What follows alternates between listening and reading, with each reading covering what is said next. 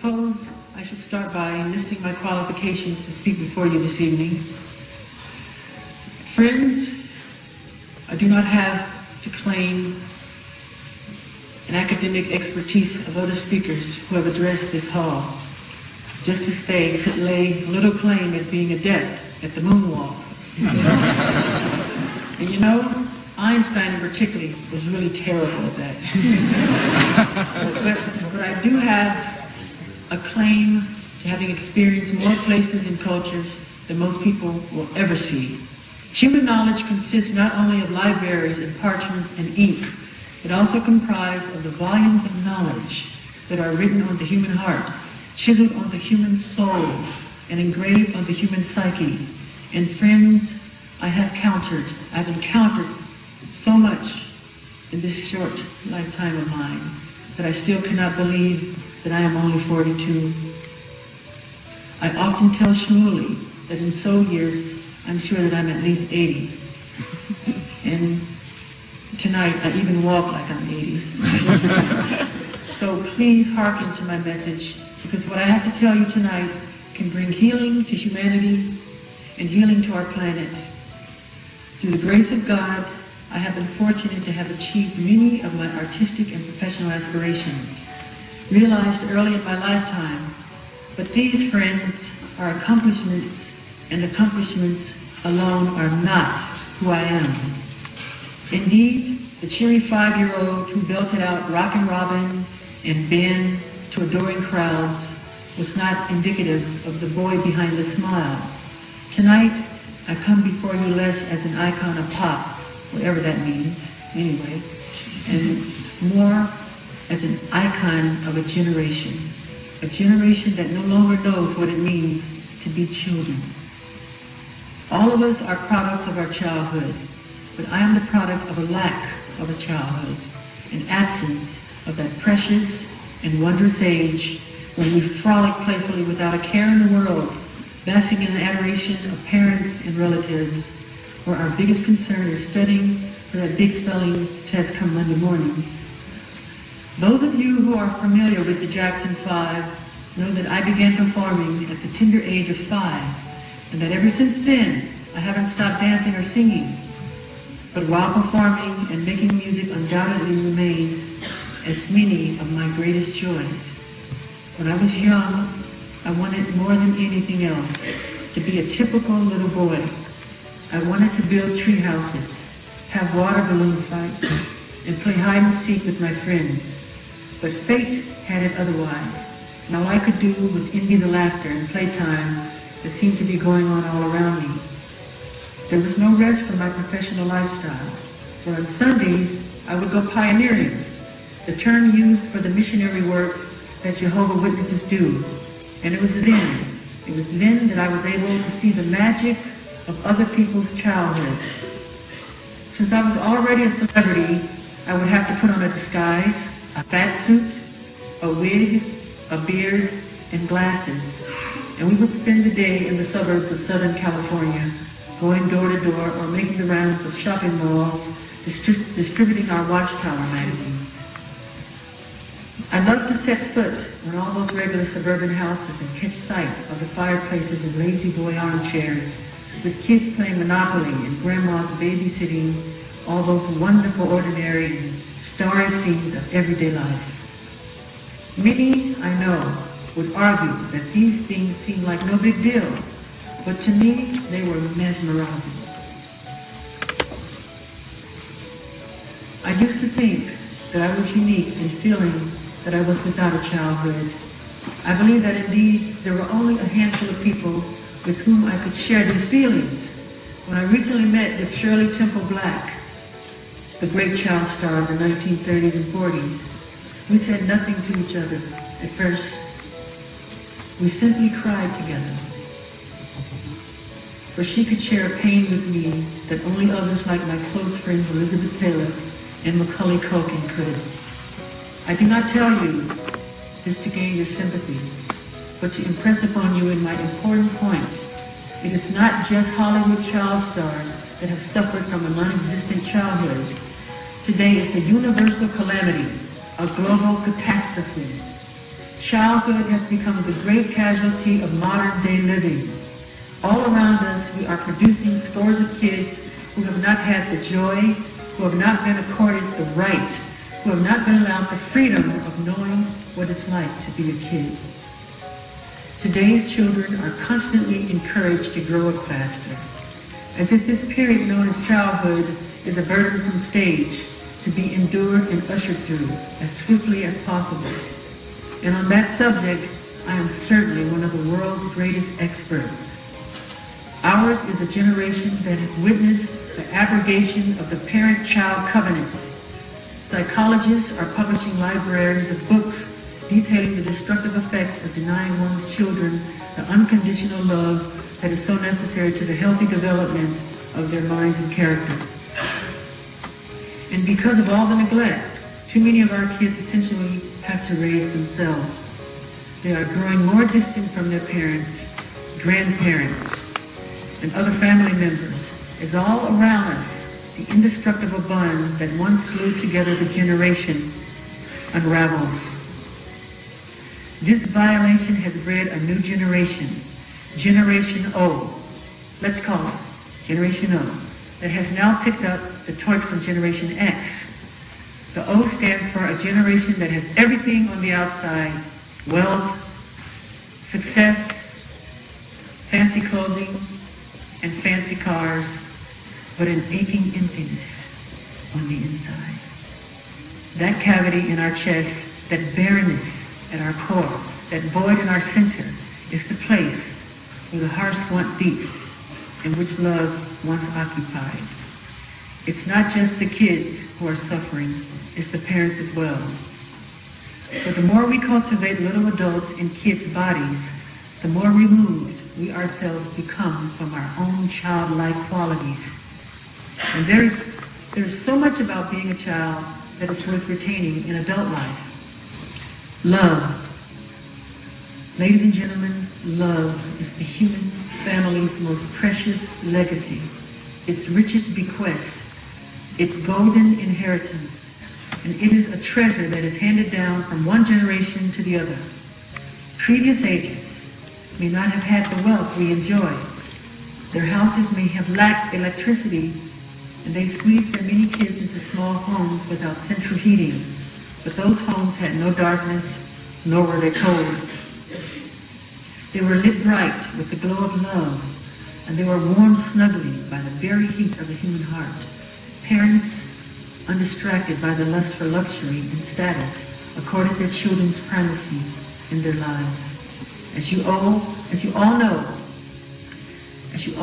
our two countries broke from each other over what Thomas Jefferson referred to as certain inalienable rights.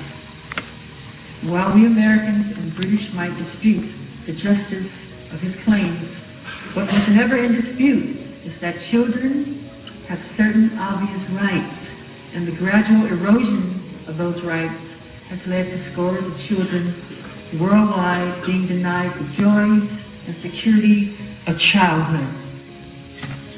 I would therefore like to propose tonight that we install in every home a Children's Universal Bill of Rights, the tenets of which are: 1, the right to be loved without having to earn it; 2, the right to be protected without having to deserve it; 3, the right to feel valuable even if you came into the world with nothing; 4, the right to be listened to without having to be interested; 5, the right to be read a bedtime story without having to compete with the evening news or EastEnders;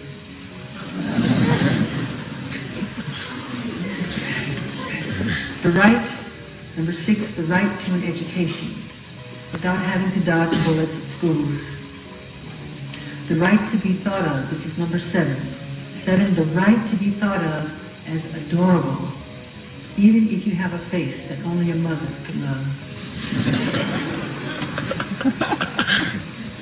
Friends, the foundation of all human knowledge, the beginning of human consciousness, must be that each and every one of us is an object of love.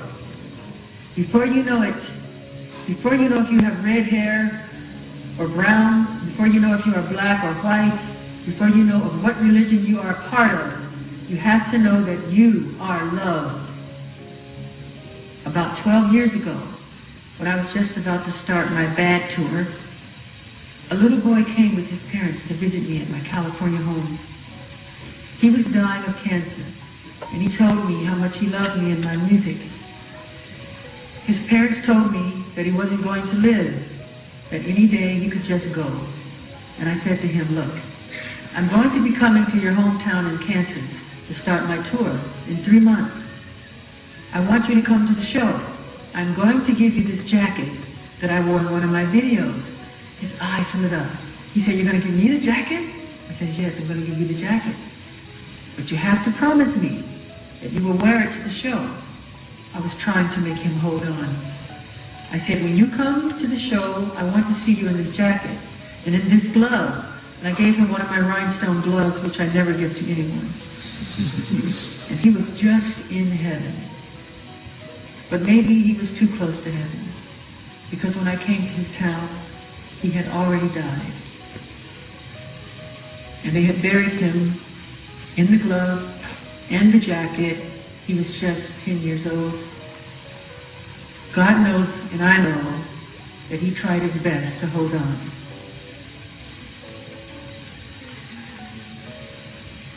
But at least when he died, he knew that he was loved not only by his parents, but even by me. As a near stranger, I also loved him. In which all of that love, with all of that love, he knew that he didn't come into this world alone, and he certainly didn't leave it alone. If you enter this world knowing you are loved, and you leave this world knowing the same, then everything that happens in between can be dealt with. A professor may degrade you, but you will not feel degraded. A boss may crush you, but you will not be crushed. A corporate gladiator might vanquish you, but you will still triumph. How could any of them truly prevail in pulling you down? For you know that you are an object worthy of love. The rest is just packaging. If you don't have that memory of being loved, you are condemned to search the world for something to fill you up. But no matter how much money you make or how famous you become, you will still feel empty. What you are really searching for is unconditional love, unqualified acceptance. And that was the one thing that was denied to you at birth. Friends, let me paint a picture for you. Here is a typical day in America. 6 youth under the age of 20 will commit suicide. 12 children under the age of 20 will die from firearms. Remember, this is a day, not a year. 399 kids will be arrested for drug abuse. 1,352 babies will be born to teen mothers. This is happening in one of the richest, most developed countries in the history of the world. Yes, in my country, there's an epidemic of violence that parallels no other industrialized nation.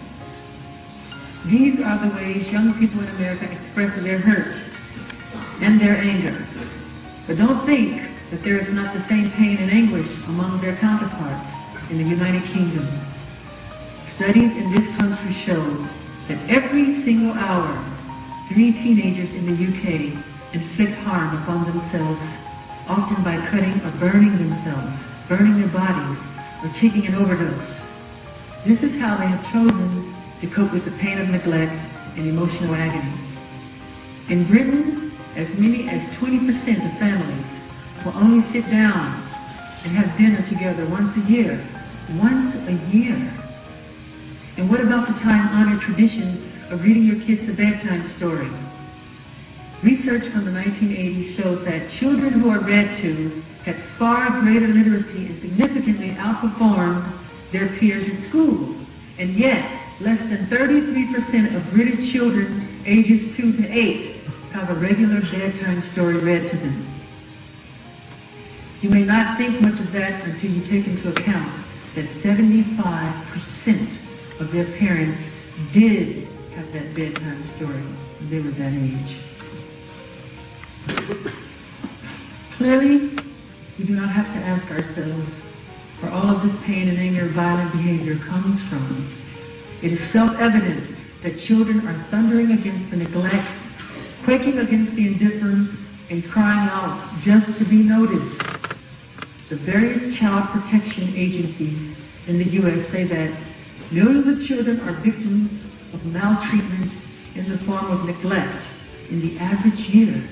Yes, neglect. In rich homes, privileged homes, wired to the hilt with every electronic gadget. Homes where parents come home, but they're not really home because their heads are still at the office. And their kids, well, their kids just make do with whatever emotional crumbs they get. And you don't just get much from watching a lot of television and computer games and videos. These hard code numbers, which for me wrench the soul and shake the spirit, should indicate to you why I've developed so much of my time and resources into making our new Heal the Kids initiative a colossal success. Our goal is simple: to recreate the parent-child bond, to renew its promise and light the way forward for all the beautiful children who are destined one day to walk this earth. But since this is my first public lecture, and you have so warmly welcomed me into your hearts, I feel that I want to tell you more. We each have our own story, and in that sense, statistics can become personal. They say that parenting is like dancing. You take one step, your child takes another. I have discovered that getting parents to rededicate themselves to their children is only half the story. The other half is preparing the children to reaccept the parents. When I was very young, remember that we had this crazy mutt. I remember we had this crazy dog, the mutt dog, named Black Girl. And she was a mix of wolf and retriever. Not only wasn't she much of a guard dog, she was such a scared and nervous thing that it is a wonder that she did not pass out every time a truck rumbled by or a thunderstorm swept through Indiana. My sister Janet and I gave that dog so much love, but we never really won back the sense of trust that had been stolen by her previous owner. We knew he used to beat her. We didn't know with what, but whatever it was enough to suck the spirit right out of that dog. A lot of kids today are hurt puppies who have weaned themselves off the need for love. They couldn't care less about their parents. Left to their own devices, they cherish their independence. They have moved on in life and have left their parents behind. Then there are the far worse cases of children who harbor animosity and resentment toward their parents, so that any overture that their parents might undertake would be thrown forcefully back in their face. Tonight, I don't want any of us to make this mistake. That's why I'm calling upon all the world's children, beginning with all of us here tonight, to forgive our parents. If we felt neglected, forgive. Forgive them and teach them how to love again. You probably weren't surprised to hear that I did not have an idyllic childhood. The strain and tension that exists in my relationship with my own father is well documented. My father is a tough man, and he pushed my brothers and me hard, really hard. From the earliest age to the best, he wanted us to be the best performers we could possibly be. He had great difficulty showing affection. He never really told me he loved me, and he never really complimented me either. If I did a great show, he would tell me it was a good show. If I did an okay show,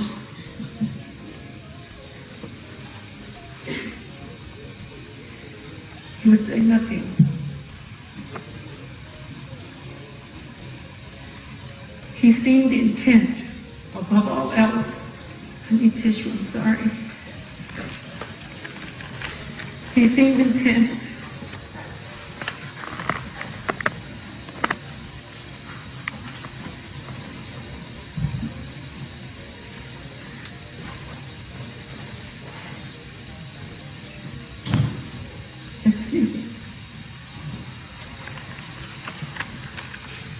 He seemed intent, above all else, on making us a commercial success, and that he was more than adept. My father was a managerial genius, and my brothers and I owe our professional success in no small measure to the forceful way that he pushed us.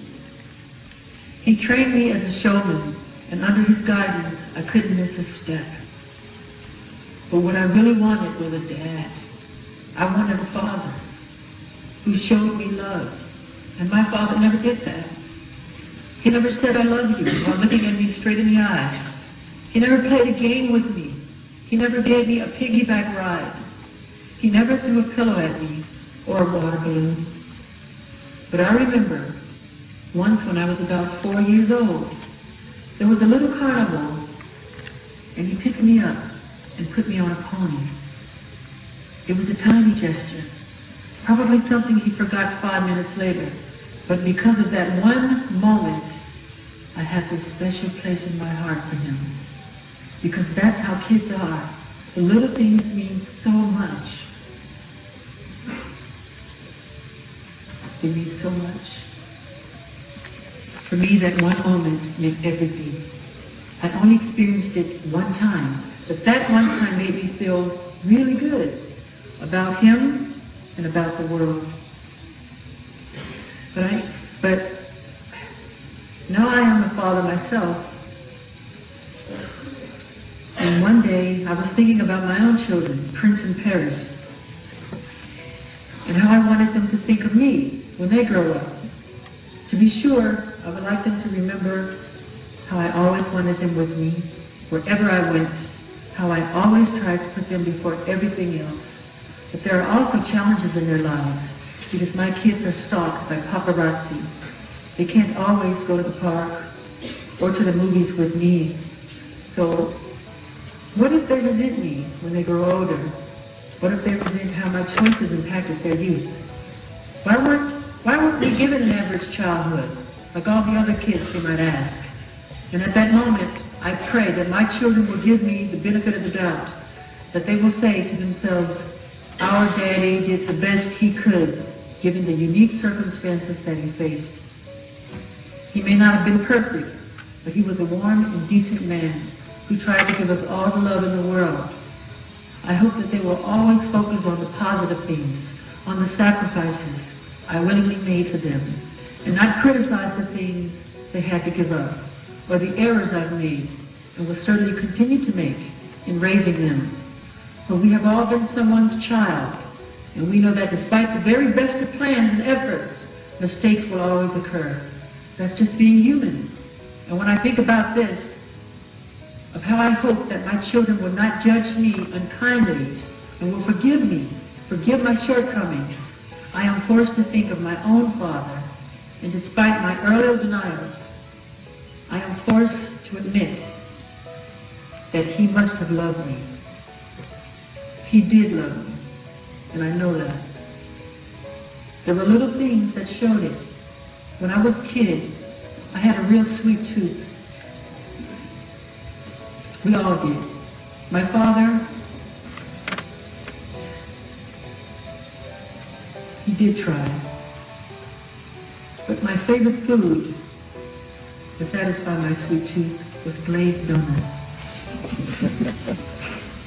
And my father knew that. So every few weeks, I would come downstairs in the morning, and there on the kitchen counter was a bag of glazed donuts. No note, no explanation, just the donuts. It was like Santa Claus. Sometimes I would think about staying up late at night so I could see him leave them there. But just like with Santa Claus, I didn't want to ruin the magic, for fear that he would never do it again. My father had to leave them secretly at night, so as no one might catch him with his guard down. He was scared of human emotion. He didn't understand it or know how to deal with it, but he did know donuts. When I allow the floodgates to open up, there are other memories that come rushing back. Memories of other tiny gestures, however imperfect, that show that he did what he could. So tonight, rather than focusing on what my father did not do, I want to focus on all the things he did do, and on his own personal challenges. I want to stop judging him. I have started reflecting on the fact that my father grew up in the South, in a very poor family. He came of age during the Depression, and his own father, who struggled to feed his children, showed little affection toward his family and raised him.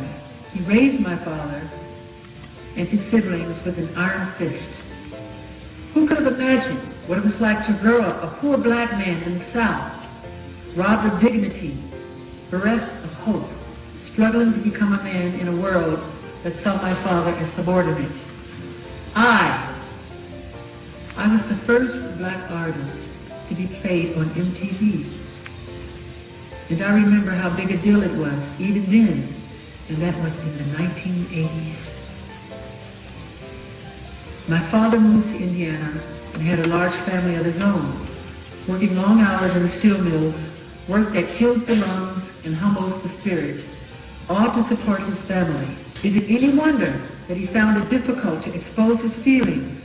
Is it any mystery that he hardened his heart, that he raised the emotional ramparts? And most of all, is it any wonder why he pushed his sons so hard to succeed as performers, so that they could be saved from what he knew to be a life of indignity and poverty? I have begun to see that even my father's harshness was a kind of love, an imperfect love, to be sure, but love nonetheless. He pushed me because he loved me, because he wanted no man to ever look down at his offspring. And now, with time rather than bitterness, I feel blessing. In the place of anger, I have found absolution. And in the place of revenge, I have found reconciliation. And my initial fury has slowly given way to forgiveness. Almost a decade ago, I founded a children's charity called Heal the World. The title was something I felt inside me. Little did I know, as Shmuley later pointed out, that those two words form the cornerstone of Old Testament prophecy. Do I really believe that we can heal this world that is riddled with war and hate and genocide even today? And do I really think that we can heal our children, the same children who, as the papers reported, this morning can walk into a high school in San Diego and shoot down two beautiful students just at the beginning of their lives? A horrifying reminder of the guns and hatred that shot through Columbine almost 2 years ago. Or children can beat a defenseless toddler to death, like the tragic story of Jamie Bulger. Of course I do. Of course I do. Or I wouldn't be here tonight. But it all begins with forgiveness. Because to heal the world, we first have to heal ourselves. And to heal the kids, we first have to heal the child within. Each and every one of us. As an adult and as a parent, I realize that I cannot be a whole human being, nor a parent capable of unconditional love, until I put to rest the ghost of my own childhood. And that's what I'm asking all of us to do tonight. Live up to the 5th of the 10 Commandments. Honor your parents by not judging them. Give them the benefit of the doubt. That is why I want to forgive my father and to stop judging him. I want to forgive my father because I want a father, and this is the only one that I've got. I want the weight of my past lifted from my shoulders, and I want to be free to step into a new relationship with my father for the rest of my life, unhindered by the goblins of the past. In a world filled with the hate, we must still dare to hope, keep hope alive. In a world filled with anger, we must still dare to comfort. In a world filled with despair, we must still dare to dream. In a world filled with distrust, we must still dare to believe. To all of you tonight who feel let down by your parents, I ask you to let down your disappointments. To all of you tonight who feel cheated by your fathers and mothers, I ask you not to cheat yourselves further. And to all of you who wish to push your parents away, I ask you to extend your hand to them instead.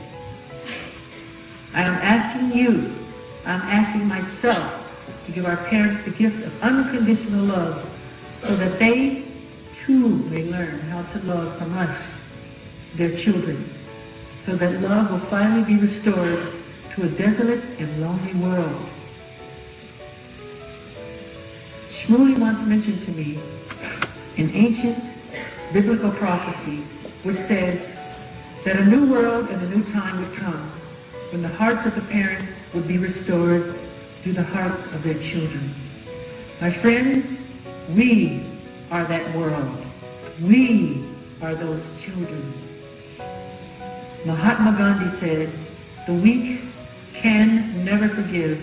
Forgiveness is the attribute of the strong. Tonight, be strong. Beyond being strong, rise to the greatest challenge of all, to restore that broken covenant. We must all overcome whatever crippling effects our childhoods may have had on our lives. And in the words of Jesse Jackson, forgive each other, redeem each other, and move on. This call for forgiveness may not result in Oprah moments the world over, with thousands of children making up with their parents, but it will at least be a start. We'll all be so much happier as a result. And so, ladies and gentlemen, I conclude my remarks tonight with faith, with joy, and excitement. From this day forward, let a new song be heard. Let that new song be the sound of children laughing. Let that new song be the sound of children playing. Let that new song be the sound of children singing. And let that new song be the sound of parents